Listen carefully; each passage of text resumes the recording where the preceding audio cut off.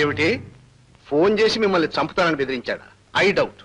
వాడెవడో పిచ్చివాడై ఉండాలి. ఫిరోహిబాద్ చెప్పేది నేనండి. మీకు తెలియదు జావేద్ గారు, మన జాతికి కొన్నాళ్లుగా పేరు తెలియని జాడ్యం ఒకటి పట్టుకుంది. ఇవన్నీ రోజు ఎన్ని వినటం లేదు, పేపర్లో ఎన్ని చదవటం లేదు. విమానం బయలుదేరబోతుంది అనుకోండి, ఒక వెర్రివేత ఫోన్ చేసి అందులో బాంబు ఉంది అంటాడు. ఒక ట్రైన్ బయలుదేరబోతుంది అనుకోండి, అది పలానా చోట పేల్చబడుతుంది అంటాడు. ఇవన్నీ ఎలా నమ్మడం?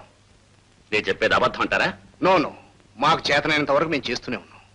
కానీ కొందరు వ్యక్తులు బాధ్యతారహితంగా ఏమాత్రం క్రమశిక్షణ లేకుండా ప్రవర్తిస్తున్నారనే మా బాధ.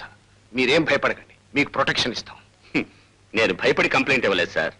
అటువంటి మృగాల్ని సొసైటీలో ఎందుకు అలౌ చేస్తున్నారో అని అడగడానికి వచ్చాను. ఏం చేయగలం? కొన్ని క్రూర మృగాలు ఆవుతోళ్లు కప్పుకొని అలా బతికిపోతూనే ఉంటాయి.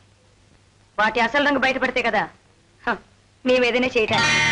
అంటే ఏముంది? ఏ వ్యక్తినైనా మేము అరెస్ట్ చేయాలనుకుంటే ఆధారాలు కావాలని నీకు తెలుసు.